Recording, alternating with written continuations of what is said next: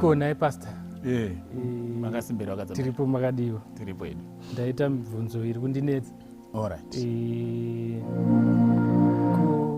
Tinotenderwa here kuvaka makuva. Bhaibheri rinoratidza kunge riri silent pamusoro penyaya yekuvakwa kwemakuva. You mean like some tombstone kana kuisa cement? Okay. Bible is silent on that one. Yeah. It's not, in fact, it is spoken pakatowanda about that. Ndichatanga ndangopa my examples. Ndinongo pick up some few examples they ndofunga kuti they were special. They had a special relationship with God.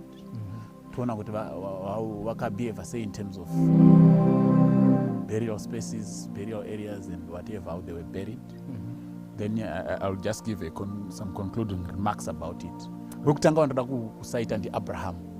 Mukana pana Genesis chapter 23, we are told kuti akanotenga a field yaisanganisira a cave raivapo kuMakpela. Akatenga munda kuMakpela kana kuti kuHebron. Verse 16, and Abraham listened to Ephron, and Abraham weighed out the silver for Ephron, which he had named in the hearing of the sons of Heth, 400 shekels of silver, currency of the merchants.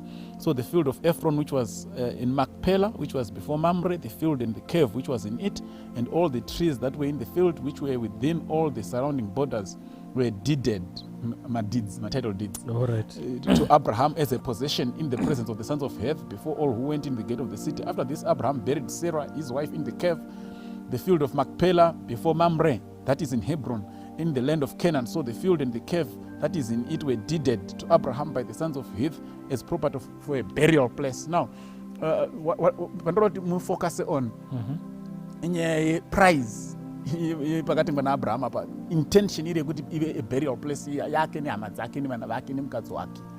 And the 400 shekels of silver, that's about 5 kgs of silver. You would want to equate that to money in terms of today. Aisimari yakachipa. And Abraham had to pay for that. Achizati apanofanira kuzoviga hama dzangu. Saka raiti vadombo. Iye wacho Abraham ndo maakavigwa. But chiri most interesting to me, Mr. Kadzambaira, it's not just the fact that Abraham akatenga guva. Chiri most interesting to me ndechekuti Abraham being a friend of God, nzvimbo yaakatenga kuti ive nzvimbo yekuvigirwa ndo yakazova one of the capital cities even during times of David. Mukaenda kuna 2 Samuel, you know that the cities were in Hebron. Iko dai Mwari aita abhor that system yekuviga vanhu panzvimbo yakanaka, either a stone or whatever. I don't think he would have chosen Hebron to be one of the capital cities of his own dwelling, because maguta ndo aitonzi naMwari kumaguta kwandichagara kwaizovakirwa Jerusalem and so forth and so forth. Saka kutaridza kuti God had no problem with that. He actually went on to choose Hebron, that very same place yakatengwa naAbraham, kuti ive a capital city where he will find his dwelling. That's Abraham. Mukaenda Gideon, he had a special relationship with God. He was the soldier of God, aiva murwi mukuru waMwari Gideon. Mukaenda kuna 2 Chronicles chapter 16 verse 14. Gideon did something very interesting. Akatogara agadzira guva rake iye asati atombofa. They buried him in his own tomb, which he had made for himself in the city of David. And they laid him in the bed, which was filled with spices and various ingredients prepared in a mixture of ointments. They made a very great burning for him. That's Gideon. Akatogadzira akagara atorivaka iye wacho asati afa. Ndomwe munozondiviga.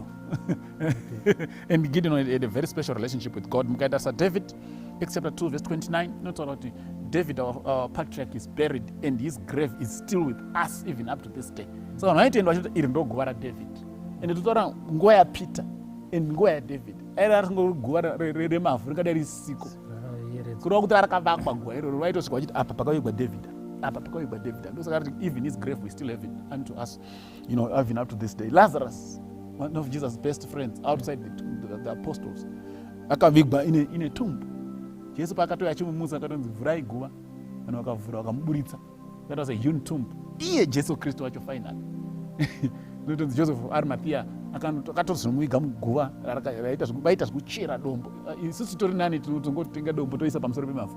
Ava vaitochera dombo, chera mubako dombo rakaita kutocherwa. That was even more expensive than what we are doing today. Jesu akavigwawo zvakare imomo. But just in conclusion, ndoda kungoemphasize netsika dzambiri ndezvekuti kuvaka guva pachezvako hakuna, it's not an issue. But spiritualizing the event. Kuti hamuisi domba apa kana tete vasati vauya. Hariiswi domba apa kana musati madira doro. Izvo man. Zvakuratidza kuti it's no longer about the grave now, but it's now about the dead. Saka izvo ndosingadiwi naMwari. Kuti maakuspiritualize the thing. Maakufunga kuti saka panodiwa nhingi nanhingi kuti vaite some rituals paguva pacho and so forth and so forth. Otherwise mwana ari kuUK anogona kutotumira mari kuti ningeenda unotenga dombo, ndotonotenga dombo, ndotoendoisa paguva, ndozofundira sekuru nchiti takaisa guva padombo rasekuru. Kana vakasatsamwa sekuru then vanzwisisa kuti it's not about the dead, but tinongoti panzvimbo dzakawaigwa hama dzedu pagare pachioneka. Zvekuti even kwazouya vazukuru zviri kuitawo naPeter kuti gora David babodo tichinaro pano. Tongosvika tichiwadza kuti ndopatakaviga sekuru vana sekuru venyu. Hazvina kana problem. Thank you very much, Pastor. No, kana zvakajeka totenda.